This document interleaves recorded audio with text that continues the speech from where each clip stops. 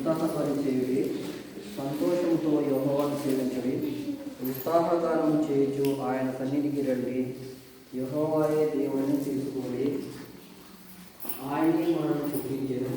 మనం ఆయన వారము, మనం ఆయన ప్రజలము, ఆయన వైపు గొర్రెలము. కృతజ్ఞతాపరములు చెల్లించుచు ఆయన గుమ్మములలో ప్రవేశించుడి.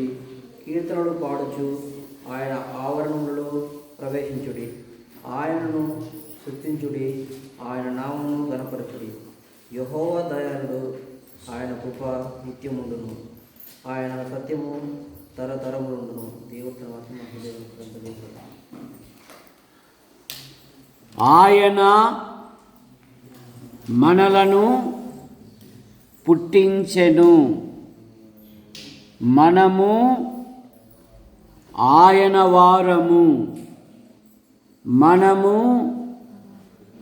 ఆయన ప్రజలము, మనము ఆయన మేపు గొర్రెలము. కృతజ్ఞత అర్పణలు అర్పించుచు యెహోవా సన్నిధికి రండి. ఎందుకు కృతజ్ఞతాస్తుతులు చెల్లించాలంట? 100వ కీర్తన 4వ వచనములో ఆయన మనలను పుట్టించెను, మనలను జన్మింపజేసినవాడు, మనకు జన్మ ఇచ్చినవాడు.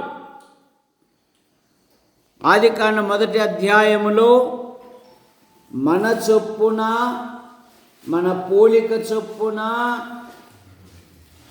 చెప్పండి నరులను చేయుదము. మనము దేవుని పోలిక. ఇక్కడ 4 మాటలు ధైర్యంతో కూడిన మాటలు. నువ్వు శ్రమలో ఉన్నప్పుడు, బాధలో ఉన్నప్పుడు, ఇరుకులో ఉన్నప్పుడు ఈ మాటలను జ్ఞాపకం చేసుకుంటే నీకు కొన్నంత ధైర్యం దొరుకుతుంది. ఆయన మనలను పుట్టించెను, మనము ఆయన ప్రజలము, మనము ఆయన గొర్రెలము, ఆయన మేపు ప్రజలము. మనము మన సమస్తమును ఆయన చూసుకునే దేవుడు. అందును బట్టి, మన పుట్టుకను బట్టి మనం ప్రభుని స్తుతించాలి. 119వ కీర్తనలో నీ చేతులు నాకు రూపు ఏర్పరిచెను అనే మాట మనం చూస్తాం. కనుక 25వ సంవత్సరంలోనూ భవిష్యత్తులోనూ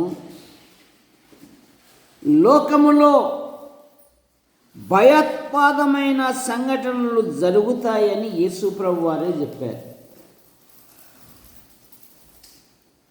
ఆయన ఉన్నప్పుడే, ఈ లోకములో ఉన్నప్పుడే చెప్పాడు, లోకములో మీకు శ్రమ కలుగును, ఆయనను విశ్వాసం తెచ్చుకోవాలి. కోపం కాదు, ధైర్యం తెచ్చుకోవాలి. ఏం తెచ్చుకోవాలి? ధైర్యం తెచ్చుకొనుడి. నేను లోకాన్ని నీతిమంతులు సింహము వలె ధైర్యముగా ఉందురు. ఎందుకంటే మనలను పుట్టించిన వాడు ఆయన గనక మనం ఆయనకు కృతజ్ఞతాస్తుతులు చెల్లించాలి. మొదటి మాట. రెండవ మాట, పనికిరాని మనలను ఎన్నుకున్నందుకు ఆయనకు కృతజ్ఞతాస్తుతులు చెల్లించాలి. 1 తిమోతి పత్రిక 1వ అధ్యాయము 12, 13 వచనాలు. పూర్వము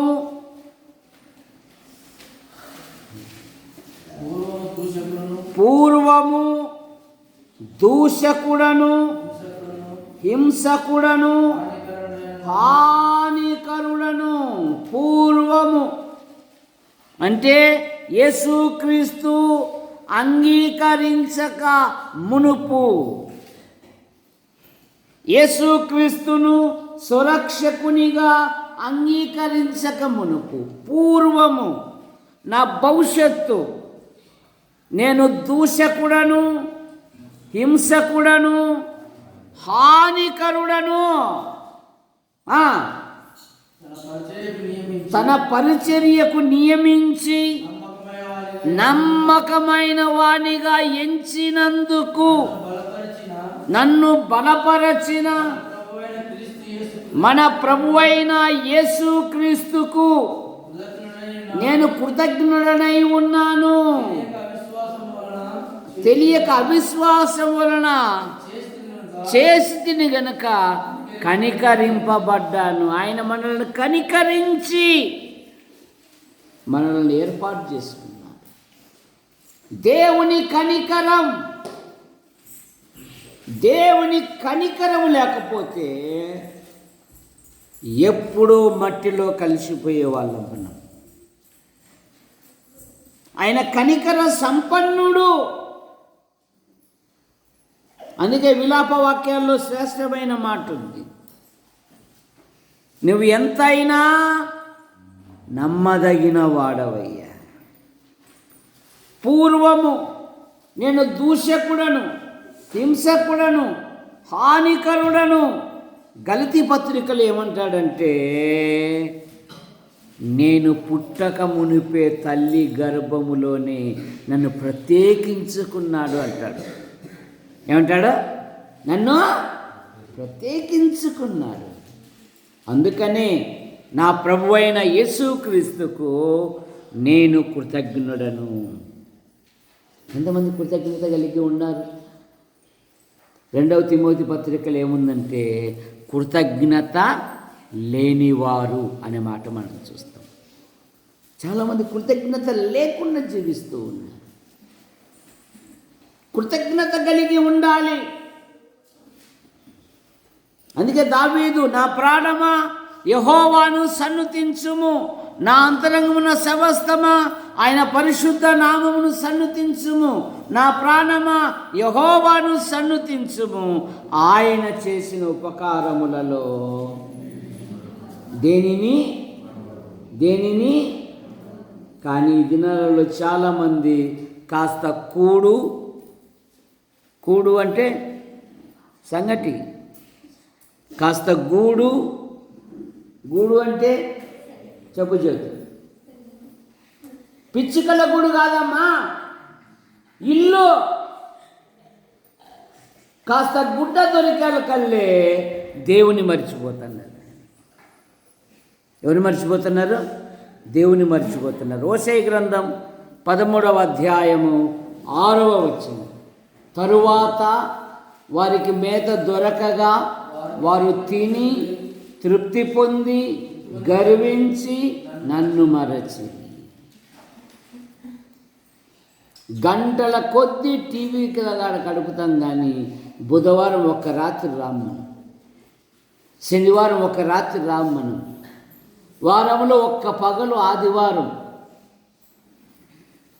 మాంసాల మీద ఉన్నంత ఆసక్తి ఆరాధన మీద లేదు.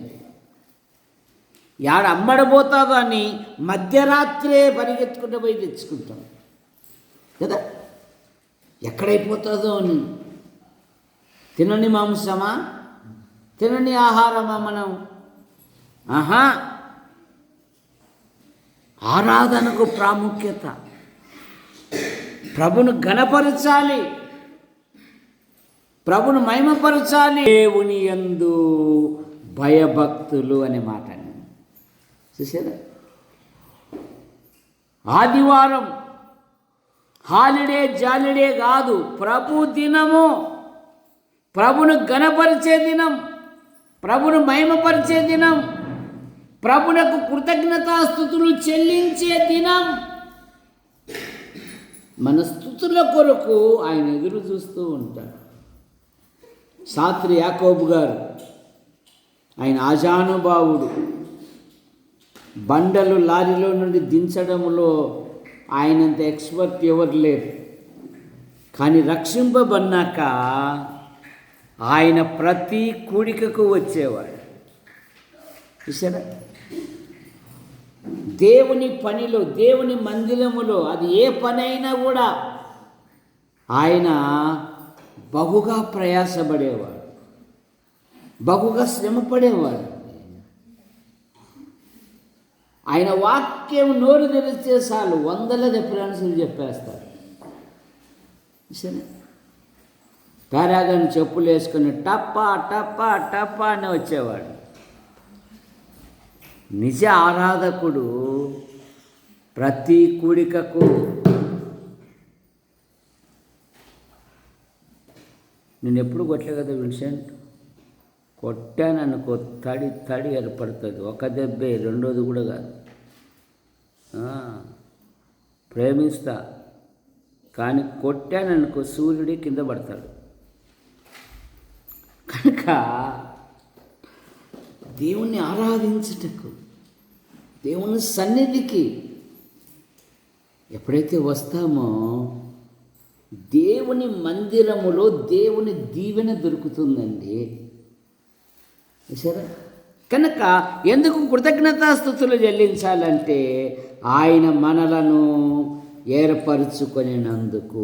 మూడవ మాట, ఆయనకెందుకు కృతజ్ఞతాస్తుతులు చెల్లించాలంటే మన సొంత చేతులతో సంపాదించుకొని ఆహారం తింటున్నామే, అందును బట్టే ఆయన కృతజ్ఞతాస్తుతులు చెల్లించాలి. ద్వితీయోపదేశకాండం 8వ అధ్యాయం 10వ వచనం. ద్వితీయోపదేశకాండం 8:10.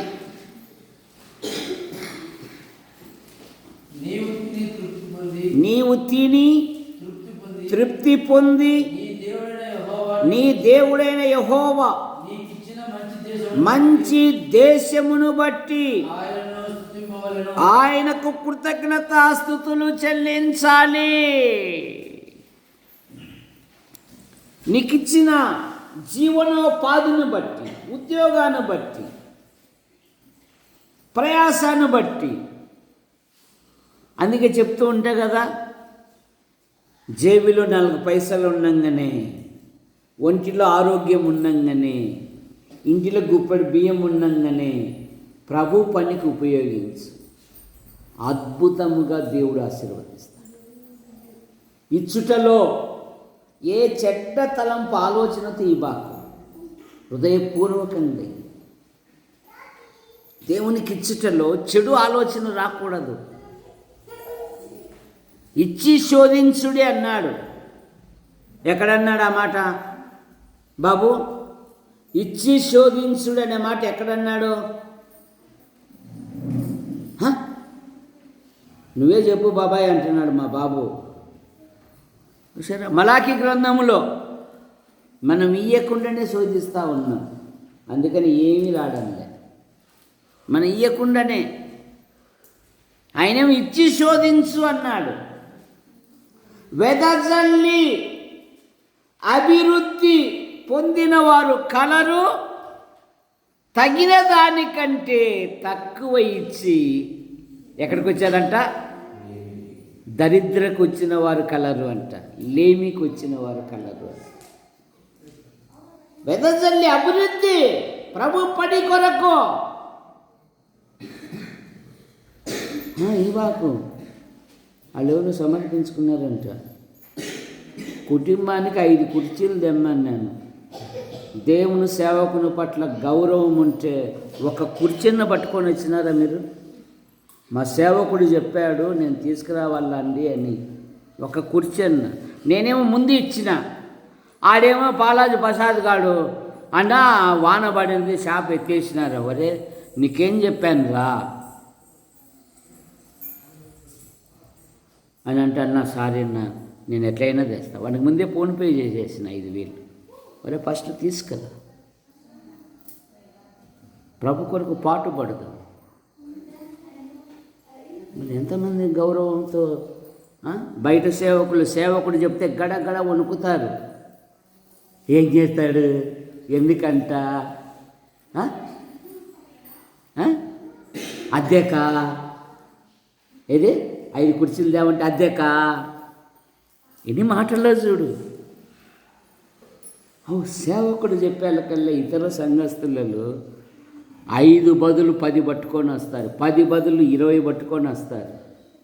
నువ్వు ఎంత చెప్పినా కూడా అని అంటే ఈ రాళ్ళు ఈ బండలు. ఎఫెసు పౌలు గారు ఏమంటాడంటే తీతు పత్రికలో, నేను ఎఫెసులో మృగములతో పోరాడి తిని అంటాడు. సరే, సేవకునికి ఎక్కడ విధేయత? ఎందుకంటాన్ని బాడెక్కి తేవాలంటున్నా, మా ఇంట్లో నుండి తేవాలంటున్నా, ఎటకారపు మాటలు. ఎక్కడ విధేయత? నీ విధేయతే నిన్ను ఉన్నతమైన స్థాయికి తీసుకొని వస్తుంది. ఘనతకు ముందు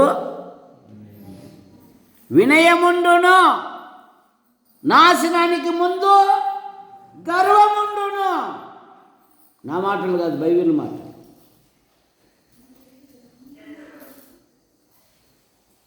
ఎంతమంది? కనుక నీ ఆధ్యాత్మిక జీవితంలో నీకు తినుటకిచ్చాడే, అందును బట్టి నువ్వు దేవుని స్తుతించాలి.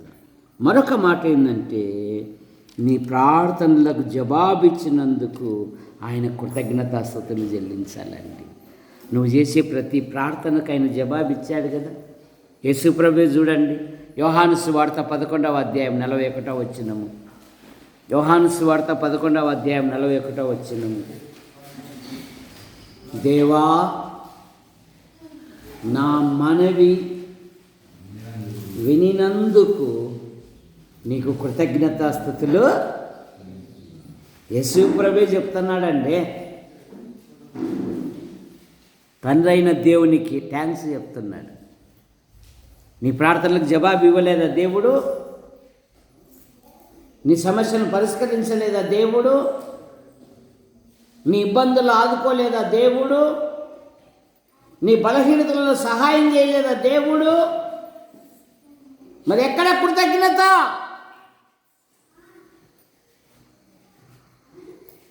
తండ్రి అయిన దేవునితో అంటున్నాడు, దేవా, నా మనవి విన్నందుకు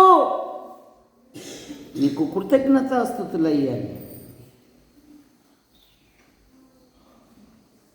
మరొక మాట, వ్యాధి బాధల నుండి తొలగించినప్పుడు కృతజ్ఞత. 10 మంది కుష్ఠరోగులు ప్రభు పాదాల మీద పడినప్పుడు దేవుడు ఆజ్ఞాపించిన ప్రకారం వెళ్తూ ఉంటే మార్గంలో 10 మంది శుద్ధులయ్యారు. వారిలో ఒకనికి స్వస్థత కలుగుట చూసి వాడు పరిగెత్తుకొని వచ్చి యేసు పాదముల మీద పడి వాడు కృతజ్ఞతాస్తుతులు చెల్లించెను. వాడు సమరయుడు. దేవుడిచ్చిన స్వస్థతలను బట్టి, దేవుడిచ్చిన ఆరోగ్యాన్ని బట్టి, దేవుడిచ్చిన ఆయుష్ను బట్టి, దేవుడు తప్పించిన దానిని బట్టి ఆయనకు కృతజ్ఞతాస్తుతులు. 7వ మాట, మరణం నుండి తప్పించినందుకు ఆయనకు కృతజ్ఞతాస్తుతులు. 107వ కీర్తన 17వ వచనం.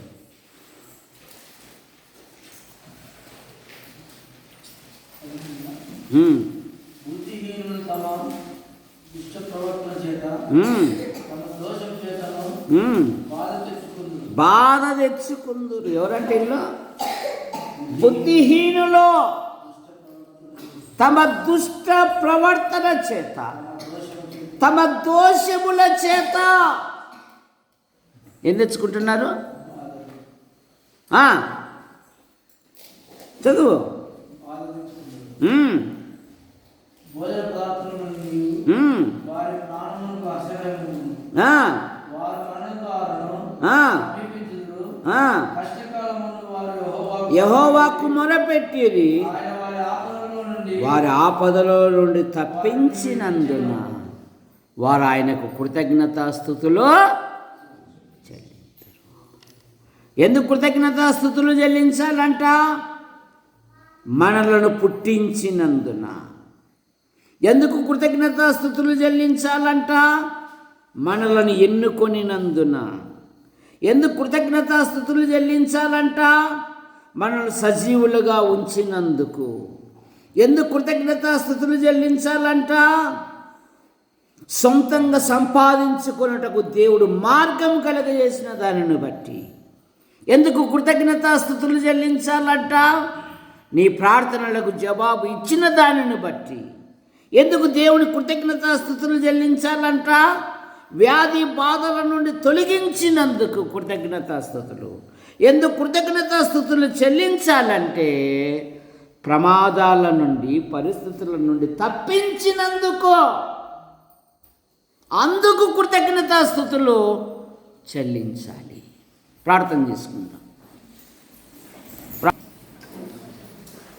యేసు ప్రభువా, మీకు వందనాలు చెల్లిస్తున్నాము. యాడికి క్రైస్తవ కూడిక గృహం చేర్చబడిన ప్రతి కుటుంబాన్ని బట్టి మీకు స్తోత్రములు. 100వ కీర్తనలో ఆయన మనలను పుట్టించెను, మనము ఆయన వారము, మనము ఆయన ప్రజలము, మనము ఆయన మేపు గొర్రెలం గనక మనం ఆయనకు కృతజ్ఞతాస్తుతులు చెల్లించాలి. యేసు ప్రభువా, గత సంవత్సరాలన్నీ మీరు కాపాడారు. మరో నూతన సంవత్సరాన్ని, భవిష్యత్తును బహుమానంగా ఇచ్చారు. మీకు స్తోత్రములు. రాజయ్య బేబీని బట్టి మీకు స్తోత్రములు. వివాహ దినం మొదలుకొని నేటి వరకు కుటుంబములో మీరు తండ్రిగా ఉండి నైనా వారిని ఆశీర్వదిస్తూ మరో నూతన సంవత్సరాన్ని, భవిష్యత్తును బహుమానంగా ఇచ్చారు. మీకు స్తోత్రములు. వారి జీవితాలలో మీ గొప్ప కార్యాలు జరిగించండి. ముందున్న కార్యక్రమాన్ని దీవించమని యేసు ప్రభు నామములో ప్రార్థిస్తున్నాం తండ్రి. ఆమేన్.